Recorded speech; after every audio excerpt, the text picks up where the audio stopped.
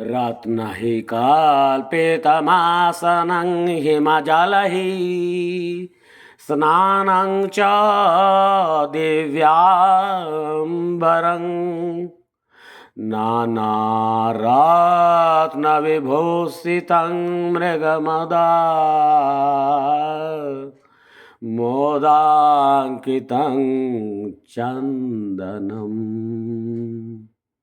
जाति चम्पकबिल्वपत्ररचितं पुष्पं च धूपं तथा दीपं देवदयानिधे पशुपते हृत्कल्पितं गृह्यताम्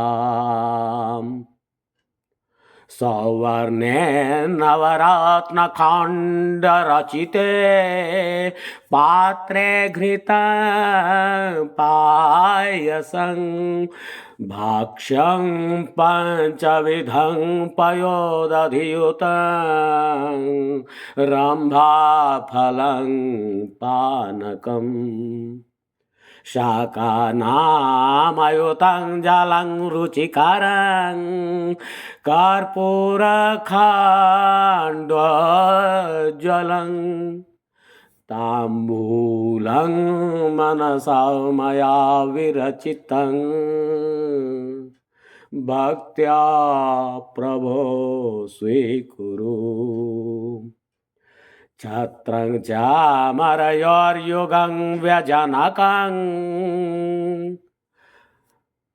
चादर्शकं निर्मलं वीणाभिर्मृदङ्गकाहलकला गीतं च नृत्यं तथा साष्टांगं प्रणतिः स्तुतिर्बहुविधा ह्येतत्समस्तं मया संकल्पेन समर्पितं तव विभो पूजा गृहाण प्रभो आत्मा त्वं गिरिजामतिः सहचरः प्राणः शरीरं गृहं पूजाते विषयोपभोगरचना निद्रा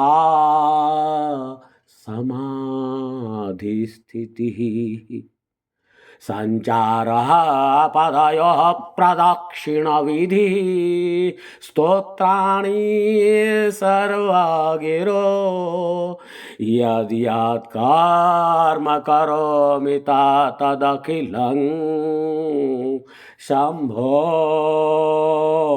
तवाराधनम् करचरणकृतं वाक्कायजं कर्मजं वा श्रवणनयनजं वा मानसं वापराधं विहितमविहितं वा सर्वमेतत् क्षमस्व जय जय करुणाब्धे श्रीमहादेव शंभो।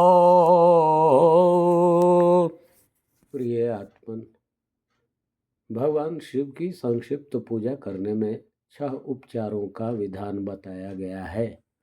अभिषेक, गंध, नैवेद्य, धूप, दीप और तांबूल समर्पण। महादेव का अभिषेक करने से आत्म शुद्धि होती है। गंध समर्पण से पुण्य बढ़ता है। नैवेद्य अर्पित करने से आयु की वृद्धि के साथ साथ मानसिक तृप्ति मिलती है। धूप निवेदित करने से धन का आगम होता है। दीप दिखाने से ज्ञान का विस्तार होता है और तांबूल समर्पित करने से जीवन में भोग की वस्तुएं प्राप्त होती हैं। किंतु जो भक्त किसी व्यस्तता के कारण इन बाह्य उपचारों से भगवान की पूजा करने का समय नहीं निकाल पाते, उनके लिए शिव मानस पूजा एक उत्कृष्ट विकल्प है। इस मानस पूजा में बाहरी वस्तुओं को जुटाने की जरूरत नहीं पड़ती, बल्कि सारे उपचार मानसिक स्तर पर ही संपन्न किए जाते हैं। बाह्य उपचार पूर्वक पूजन के लिए घर या मंदिर जैसा अनुकूल स्थान चाहिए, समय चाहिए और साथ साथ पूजन सामग्री भी चाहिए। लेकिन मानस पूजा किसी समय अथवा स्थान पर, यात्रा आदि की अवधि में भी संपन्न करने में कोई कठिनाई नहीं होती। इस मानस पूजा में एक ही उपकरण लगता है और वह है एकाग्र मन।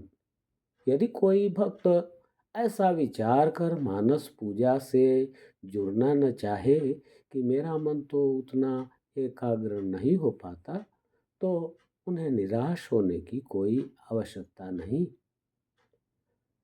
सच तो यह है कि जल, फल, फूल आदि पूजन सामग्री से भी पूजा करते समय हमारा मन एकाग्र नहीं रहता, किंतु हम पूजा नहीं छोड़ते।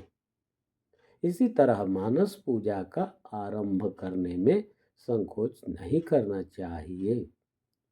जिन उच्च कोटि के संतों को यह मानस पूजा सिद्ध हो जाती है, वह सदा किसी विलक्षण भाव भूमि में आरूढ़ रहते हैं।